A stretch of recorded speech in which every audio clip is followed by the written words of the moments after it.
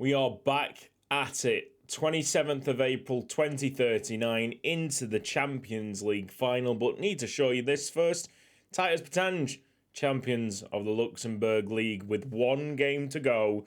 And yes, we have won every single match so far. Surely we can't lose the last game like we did the time before. Surely it is now for the 102 points and to sit proudly on top of the record books for the remainder of time, because, I mean, it's 18 teams. I think, obviously, a league normally could expand and actually remove teams, but in this save, it stays 18 teams, which means that if we get the maximum, 102 points, we're always in the record books. We're always in the record books. Champions League semi-final is against Manchester United. We got the home game first and then away, which it's going to be difficult. We actually play them in the group stage with a 2-1 away win. So that's how we faced up head-to-head. That actually put us through. Let's just make sure that we got the group stage correct. Put us through as leaders of Group F.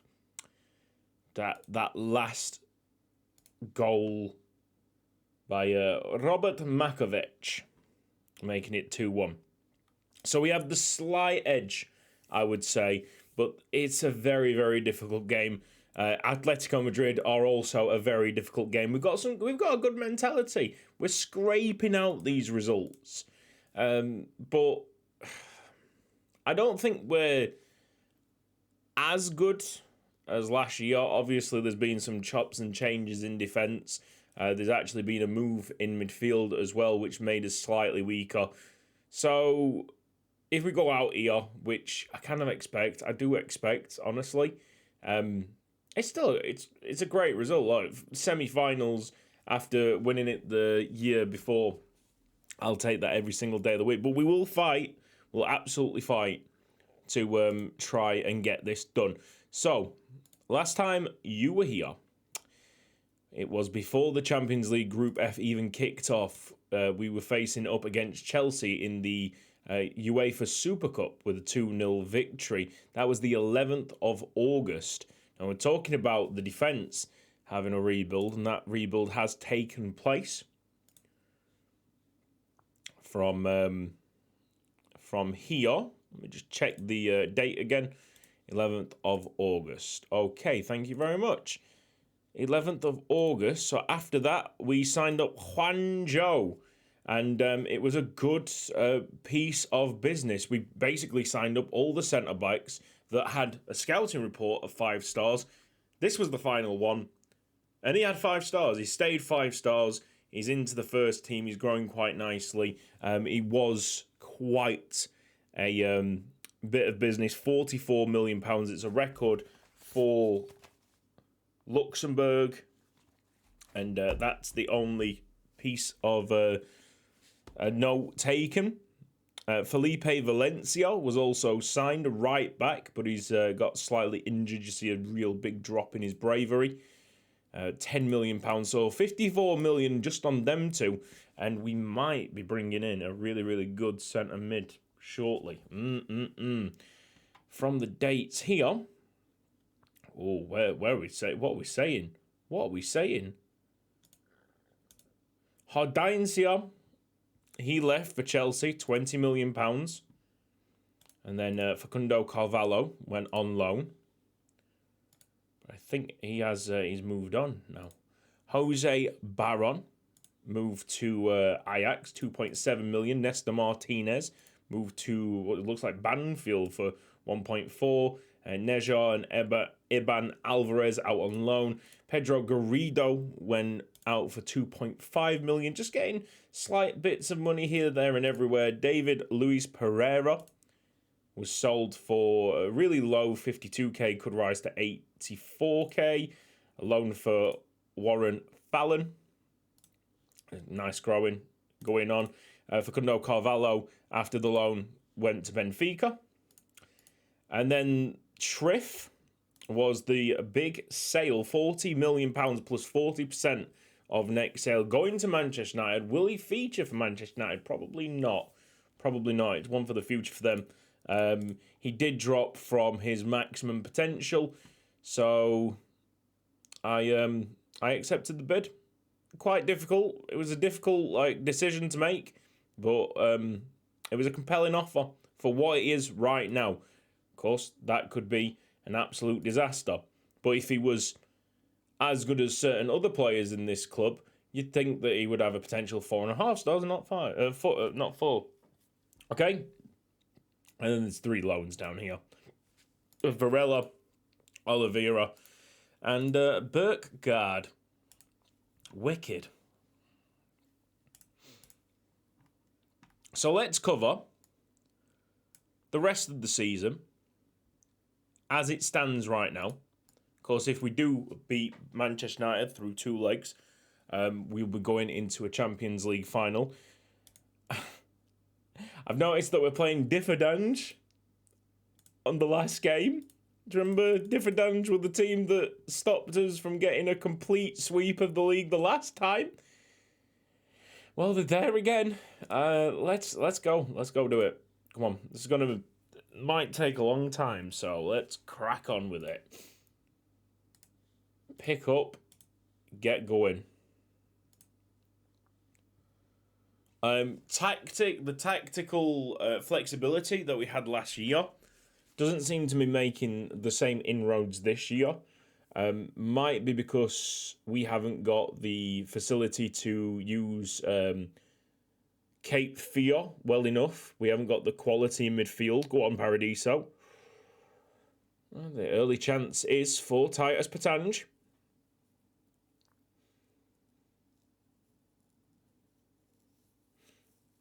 With Triff actually going to Manchester United, we've gone, oh my God, he is actually playing for him. Wow. Man United are relying on Triff in the midfield. Jesus Christ. All right, we probably should win this then. I'm not saying that he's a bad player. He's going to be a wicked player for sure, but get in. Sure, they'll check for offside. I think he is onside, though. Speed of Paradiso, just too much for that defence. Lovely ball in from the wing. It's got to be onside. It's got to be. And indeed it is. Was it played in by Shin Young Ho? No, he played it back, didn't he?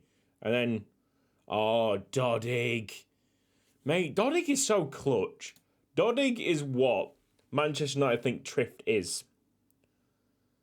You know, I'm actually kind of happy to see the back of him as well. Not because of any negativities with the actual player, but the Ilian Triff is such a difficult name to say. It's difficult. Okay, we've got his replacement set, a German lad coming in for a lot of money, but it was between him and another guy that reported back at 4.5 stars potential when he'd been at 5 stars for a little bit. I kind of made my mind up. Yeah, it was a Dutch lad. It was a Dutch lad from Feyenoord that we were trying to sell, but then we were trying to buy, but then we didn't buy, and that has clipped the outside of the ball post. Afori and smashes it away. Match stats are looking good, so don't change things, Curtis. Yeah, Pastoriza is back in the first team after the Triff sale. You can see that his potential is 4.5 stars. So I'd rather back this guy and going much further. The only problem is that he's still unambitious, which is an absolute nightmare. No, I'm not gonna change things yet. If needs be, we've got a Luxembourg Cup final, I think, that we can, most of the players won't even be registered for it, but there'll be a lot of rest in there, which means that we'll be fresh for the next game. Need to just keep on. I would press encouragement, but that'll piss people off, so I'll try and do praise. It's kind of been a mixed bag of reactions there.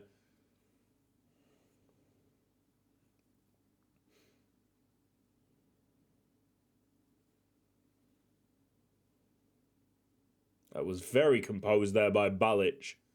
Suchan. Up it goes. Second goal, very important. O'Halloran, possibly onside. Possibly onside. The wing backs have failed Manchester United today. We'll have to see. Yep, goal awarded. Yep, really, really close. Close calls. Don't like the Champions League in that respect. That they are checking so much for offside goals more than anything. Kind of kills the buzz. Kind of kills the buzz a little bit, much like in real life. Good job. I think it's a good job that we stuck with this tactic because it's given us a reward of a second goal. But then it's Manchester United trying to break away. Paradiso, nicely done. Balic smashes it up. Could we be in for a third? Oh yes, I think Shin might be onside. Shin's finishing. Shin's finishing. It's too good. It's too good to let go. But Shin's finishing really does piss me off. It really does. Oh. All right. Well, yeah. Okay. No, I can definitely praise at this point. They'll be all happy about that. There's a big mix-up. Big mix-up. What was going on there? This is a Champions League semi-final. And O'Halloran tried to be audacious. Yeah, we just need to see it through now. Full time. Obviously a clear dominance here at home. But we've got to see it through. We'll give them a significant break through the week. Some players will play in the Luxembourg Cup final. I know that certain players have naturalised to Luxembourg now and have become actual citizens of the country, allowing them to play in these games. Should give us the advantage, to be honest. Also, how about this? I know that it doesn't feel like that long ago, but Jeunesse de Esch's reign has completely disappeared now. If I go to Luxembourg and the top league in the BGL league, look at that, man. It's been a long, long time since Jeunesse de Esch got their hands on the trophy, and we are just piling it on now. We're piling it on. 1 Champions League, 1 Super Cup, 12 BGL leagues. 12.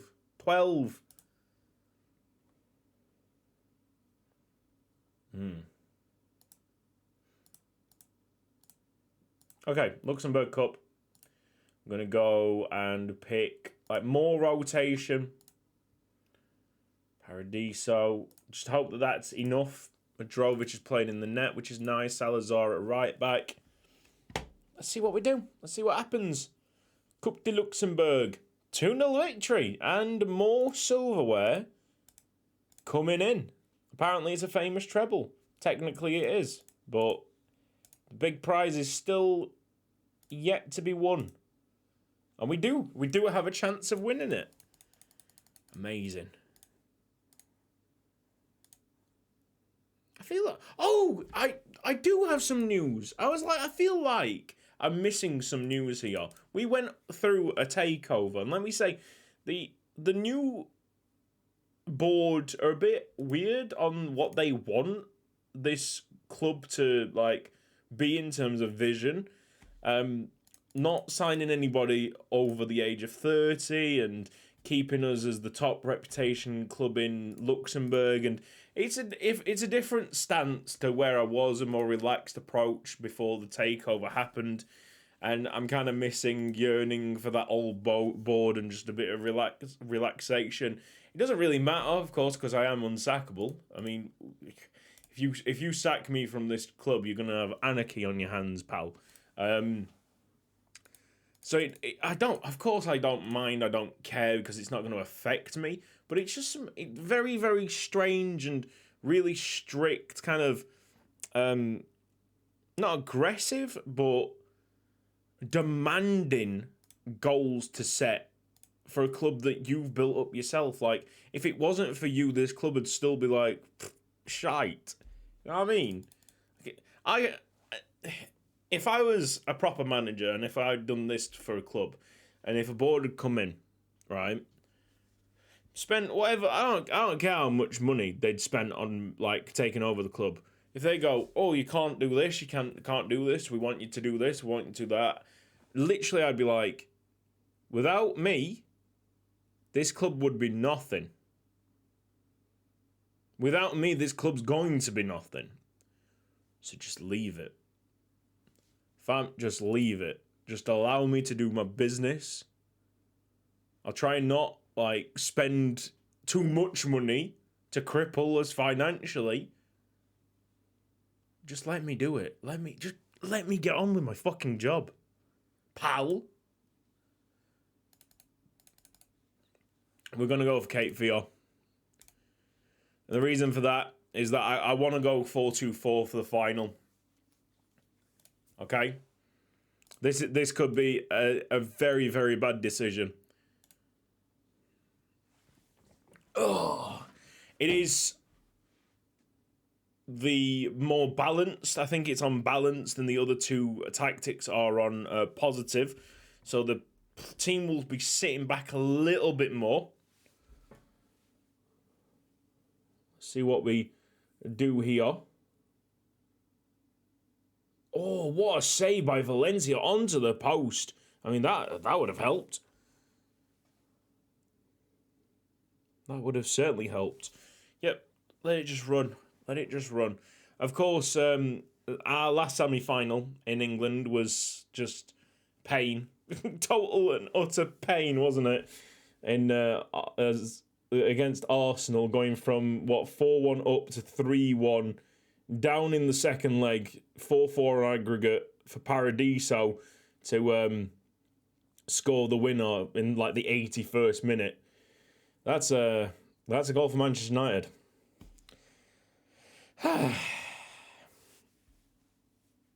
It's going to be one of these again. Look at this. Look at the match stats. The level. Okay, they're slightly taking it. Fair enough. If you heard that, I do apologise. I've just farted. I'm so sorry. I'm so sorry. I mean, this is where managers really make their money. In all honesty. Match stats 6-6. XG's obviously up with Manchester United having an open net for their first goal. I'm gonna let it run until the 60th minute.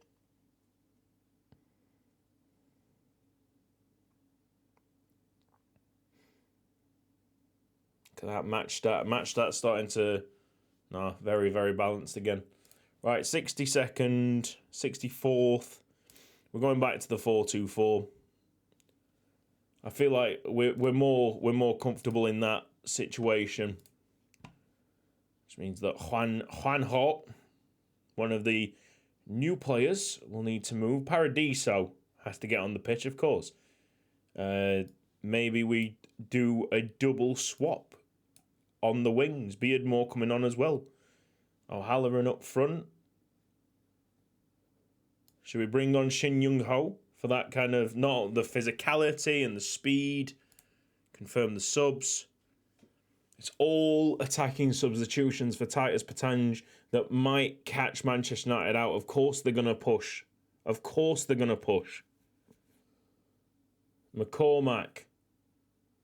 I mean, that's just a great goal. Bloody hell. I've seen in the stats as well, I probably shouldn't have even gone from 4-2-4. I've gone to 4-2-4 because they immediately found more shots. Corner kick. Titus Pétange.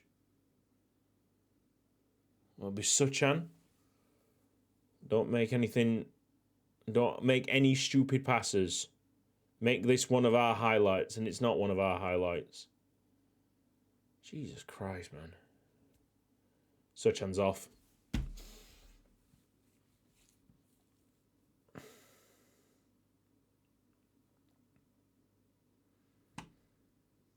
We can't do anything. We've already made the 3 substitutions. This is the worst possible outcome.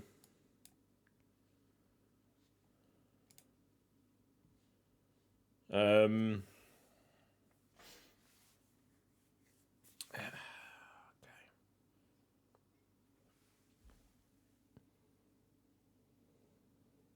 Victoriano. Be McCormack. We got to clear this. They've got a lad called Rubinho. McCormack could go for it, a 4-8 with solid hands. Staring at the barrel of a gun a little bit. Let's try and get into extra time. We'll have a throw in at least. I can't imagine this being one of Titus Pétange's chances. But we'll see. Leffinger just going all the way through. We could have fucking won it. We could have won it. I think damage has been done a bit prior to this, lads. Nascimento is going to be the first one there. Jorge Wagner. Let's just try and keep them wide. This will be it. A 4-8. It's a big save, lad. 4 minutes. This highlight doesn't want to end. Missed header. Shin Young-ho.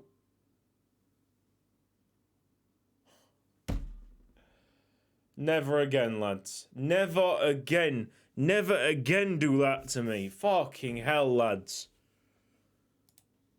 They'll want me. They'll want me to go defensive. I'm not fucking budging. If they score, they score. It's just bad fucking luck. He's missed it.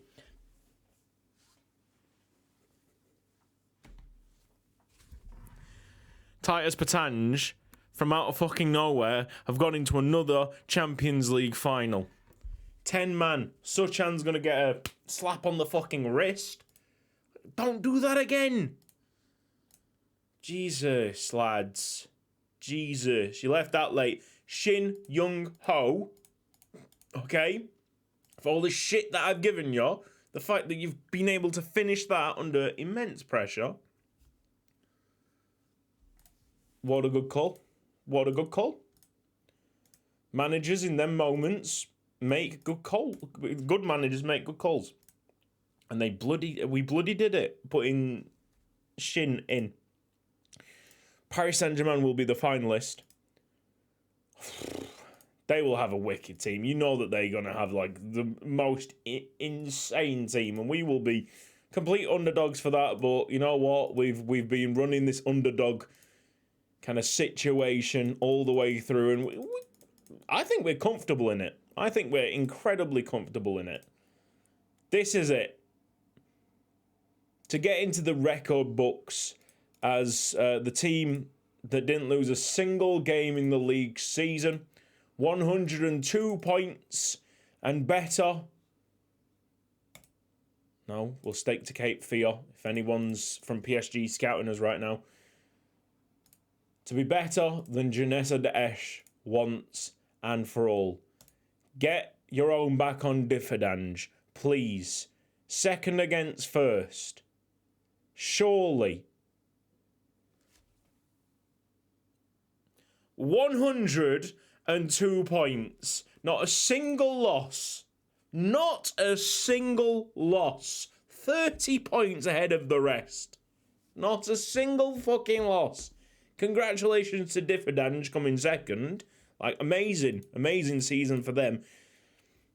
That's it. That's us in the record books, and we won't be able to be budged. Magic. Got someone joining Titus Pétange really soon. Should we, we'll get onto that, shall we? So I don't need to focus in on any incoming transfers for the Champions League final. Got a lad called Smith, who I think is the lad from Norwich, the right back from Norwich that I transferred with future money, something like that. I had more in next season's bank balance, so I used next season's bank balance, essentially. This was prior to Triff going to Manchester United. Oh, Triff nearly got the ultimate payback, didn't he? Fuck me. But I do think I've made the right decision there. And if I haven't made the right decision, I could always try and get him back with 40% of the next 40% of the next signing. This next sale. But there you go. Yeah, it's the lad from Norwich. £24 million. Most of that was up front as the next season budget that technically is now the transfer. Whatever. It's been paid for anyway. There's a few installments to be had, but he's been paid for. He's 4.5-star potential. And he's a right back that could potentially squeeze Borges into central defender if we need it. Okay? That's it. And that is me stumbling myself through this episode. Thanks for watching. Champions League final. 2039. Who would have thought? Not me.